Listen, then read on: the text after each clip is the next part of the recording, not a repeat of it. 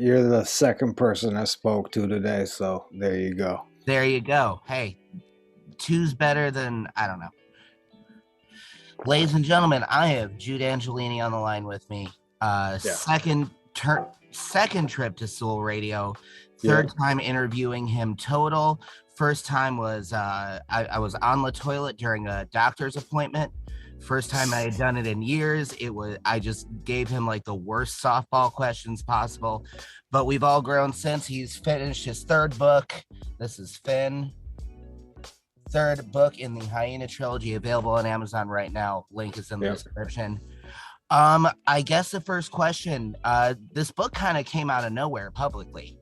Yeah, like you announced it, and 2 days later it was available. I remember like the rollout to the last two was more of like a, publicly letting people know type of build up. What led to the decision of just dropping it on people? I wanted to get it out during Valentine's Day, and everything was going bad, and I just kept pushing through. We finally got it before Valentine's Day, so I was like, all right, here we go. Absolutely. Let's see if we can sell. Definitely. How's it's been out for about a week now. How has response been coming for you? Really positive. The people that jump on early have been fans of the previous books, so they're fans of this book. It's a similar writing style, and it's a refreshing writing style that you just don't see that often.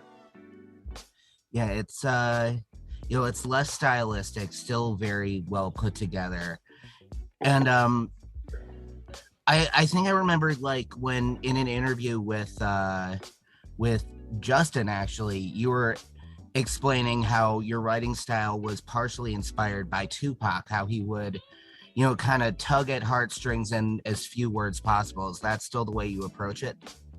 Yeah, I always say any idiot can make something simple sound complicated with the thesaurus, but it's taking something that's deep and profound and making it simple with as little words as possible. That's a gift. So that's what I shoot for. There you go. It's so you've been doing the All Out show for 20 years. You have fans who are, into you for that reason. You have fans who are into you for, reasons related to the book or maybe toward your Instagram. Do you ever find people stopping you and telling you what you should be doing? Well, everybody's got an opinion. I tend to ignore that because I'm where I'm at because of the decisions I've made. It's not that I don't discount them. I'll listen to them. If they make sense, I'll apply them. But 9 times out of 10, I probably already thought of that. Sure. And like who they're like, bro, you should go on Oprah. I'm like, yeah, I should. I'll call her tomorrow, first thing.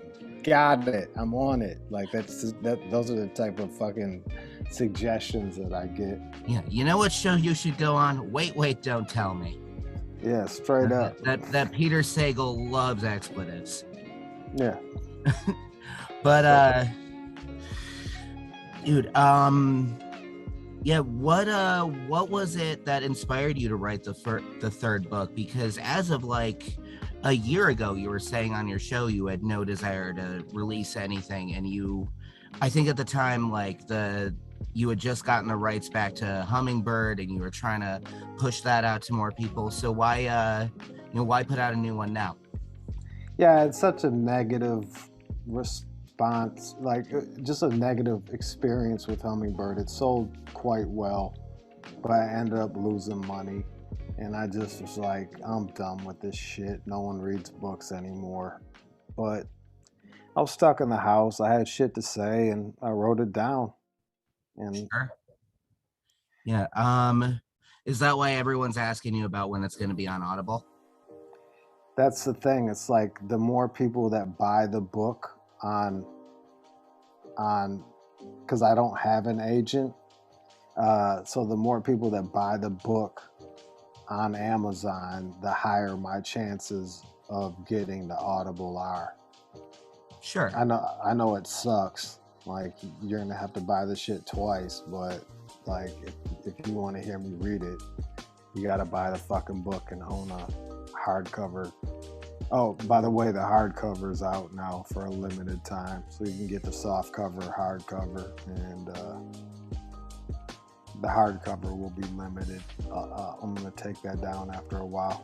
Sure. Oh, is the hardcover up now? Yeah, hardcover is up. Shit. All right. I know what to do later today.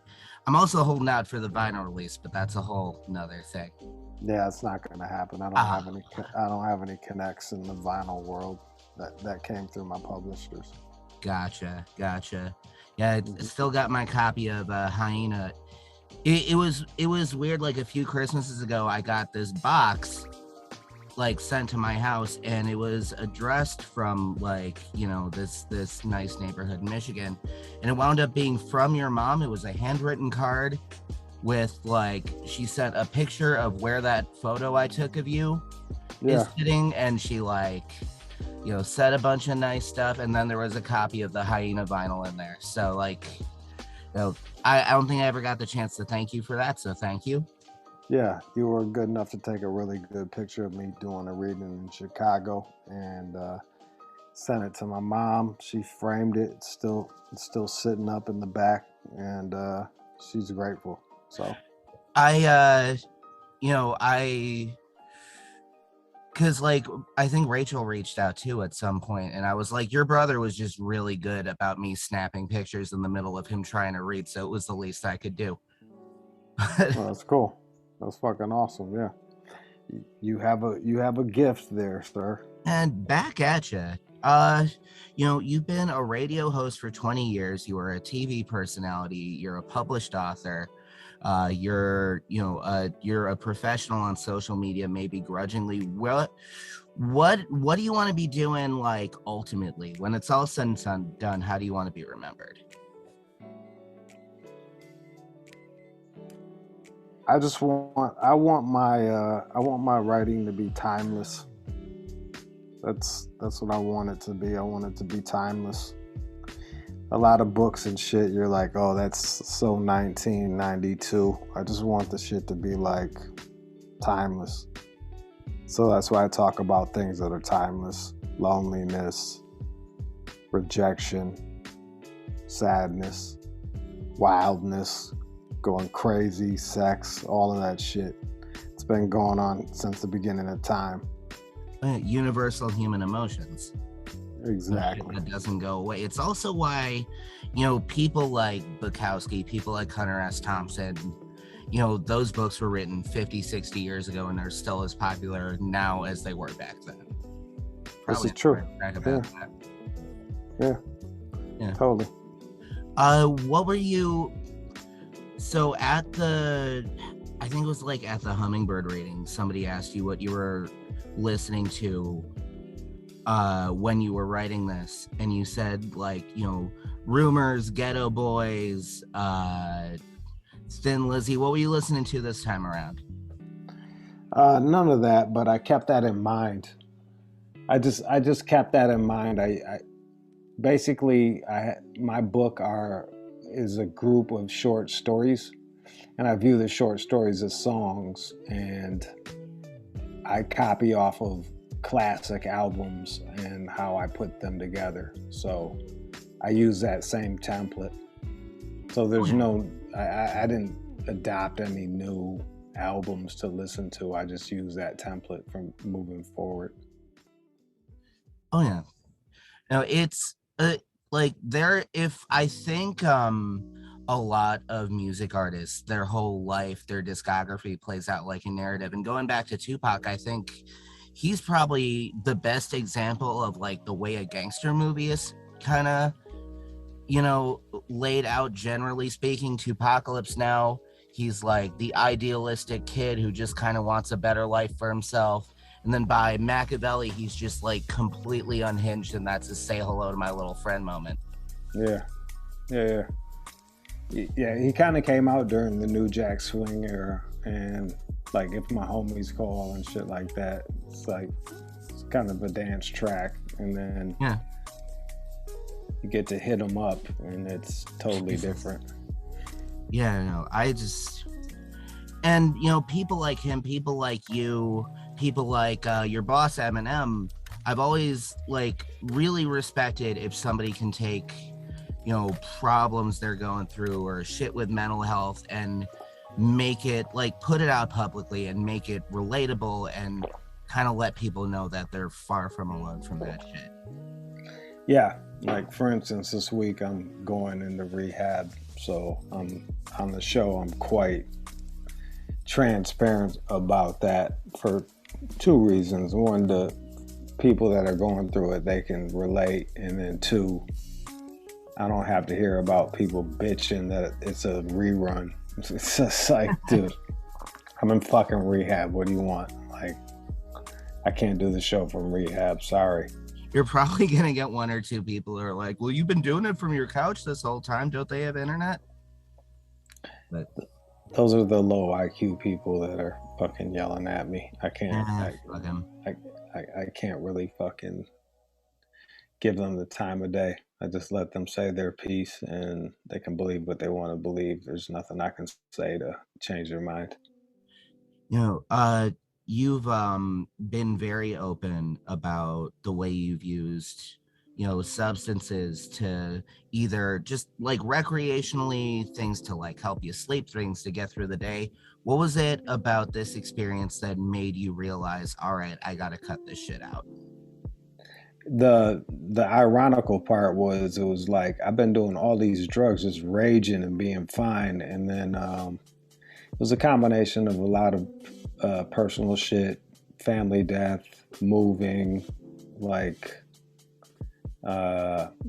even the COVID shit really put a stress on me that I didn't know how to deal with, and that caused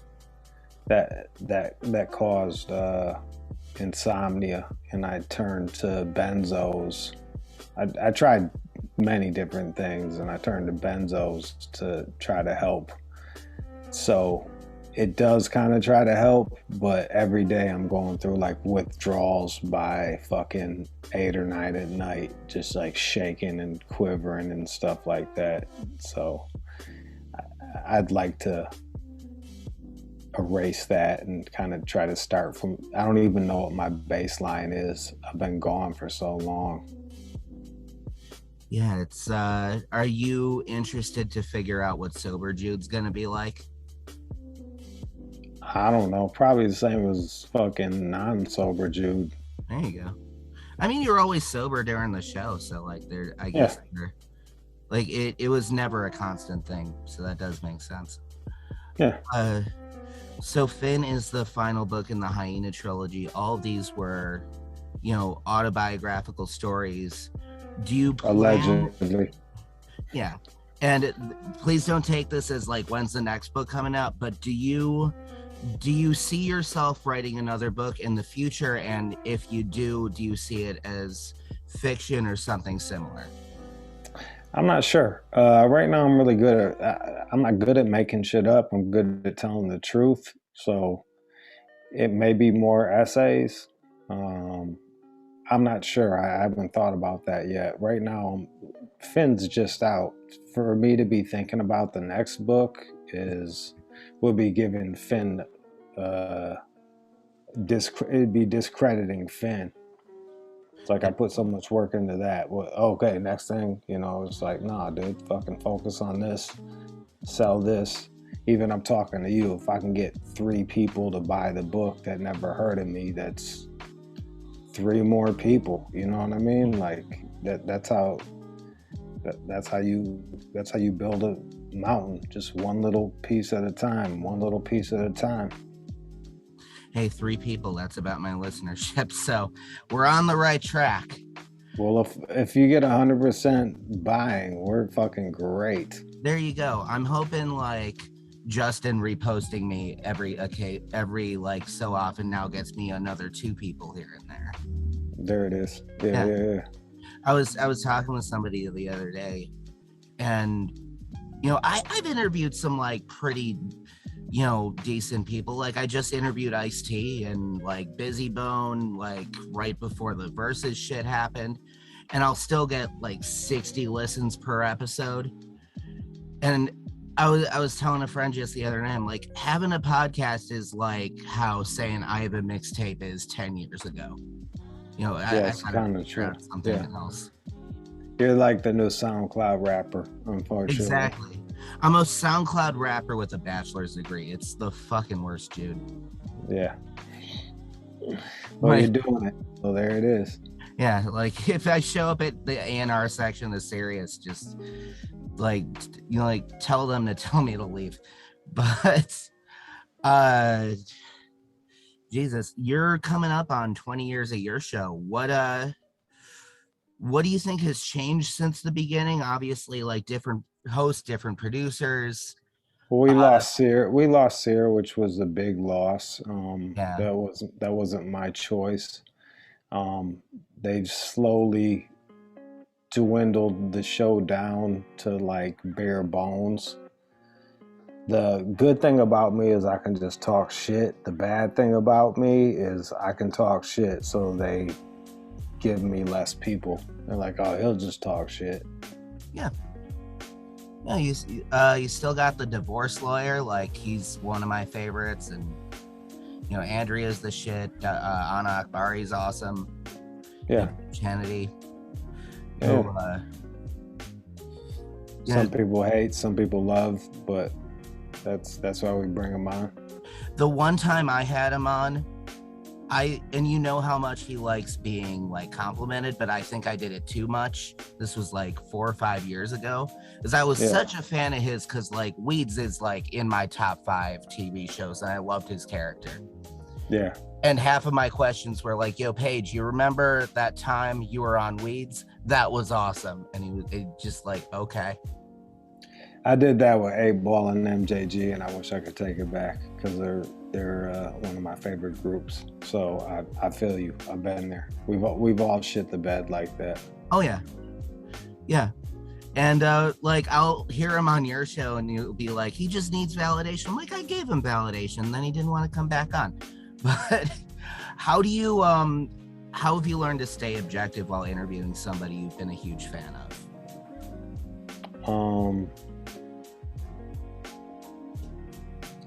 I usually don't talk about them. I talk about their interests.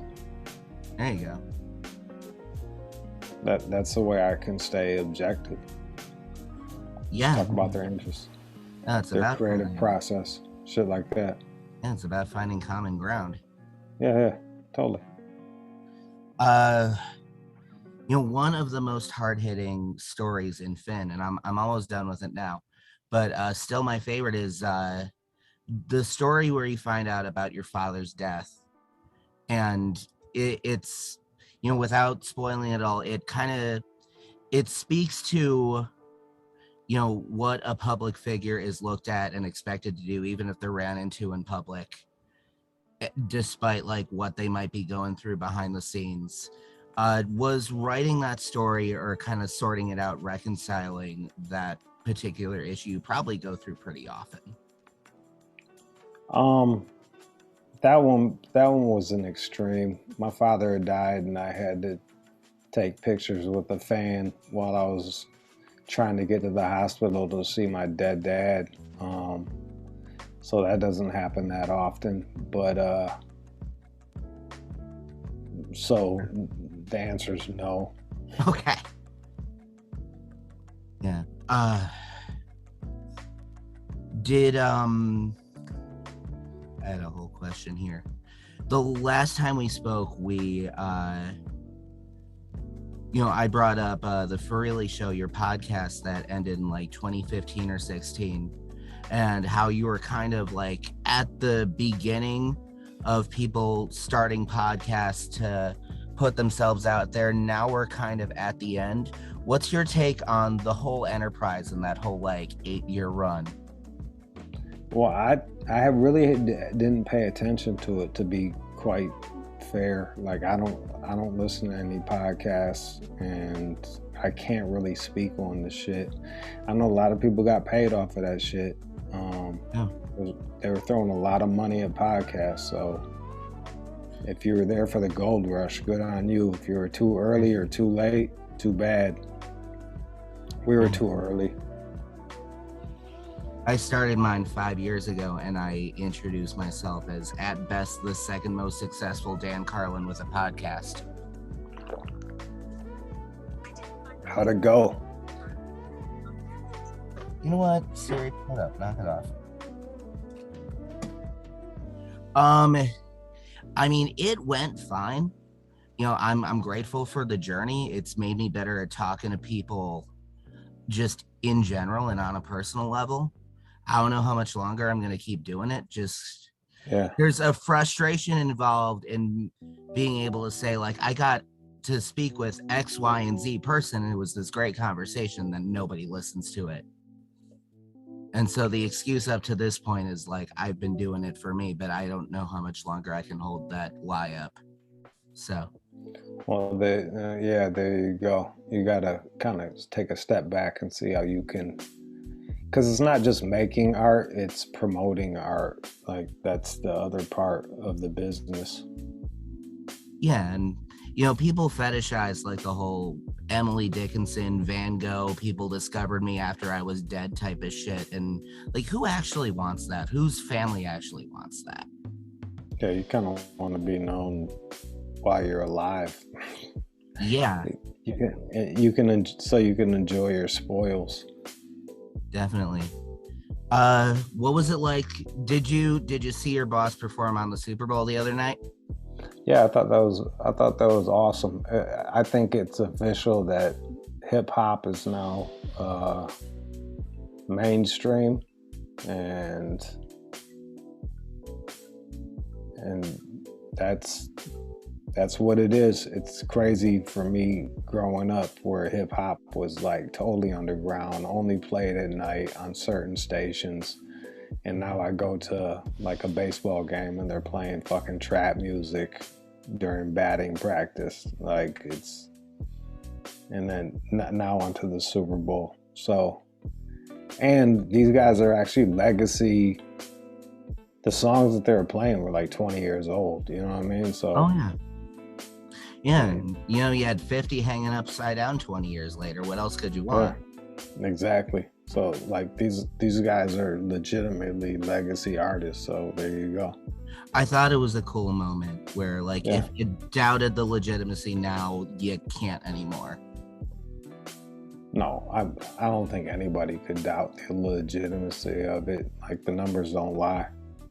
Yeah, and, like, look at, you know, M owns a radio station and a restaurant.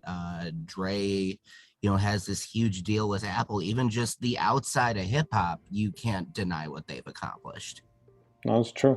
Yeah, it's a good businessman, and they're just picking their spots and making their dough. So hats off to them. Most definitely. Jude, I couldn't thank you enough for coming out to be here. You know, best of luck in the next couple of months, especially. You got this. You know, I know you and I don't know each other very well personally, but you've inspired me a lot. I'm going to be rooting for you. Is there anything that you want to plug before we go? Social media, whatever? Just check out Fin, Fin. The hardcover is available for limited time if you're a fucking diehard fan. And then Hummingbird, get the white one. I actually get paid for that one. And then Hyena. And if you're like, I don't know what this is gonna sound like, go to YouTube, type in Hyena Jude, and you can listen to me reading the book.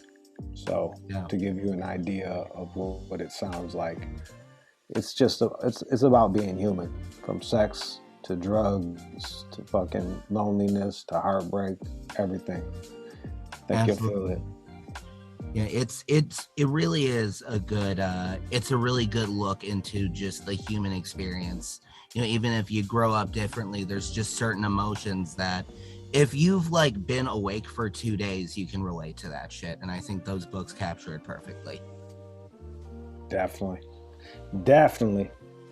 Well, I appreciate you.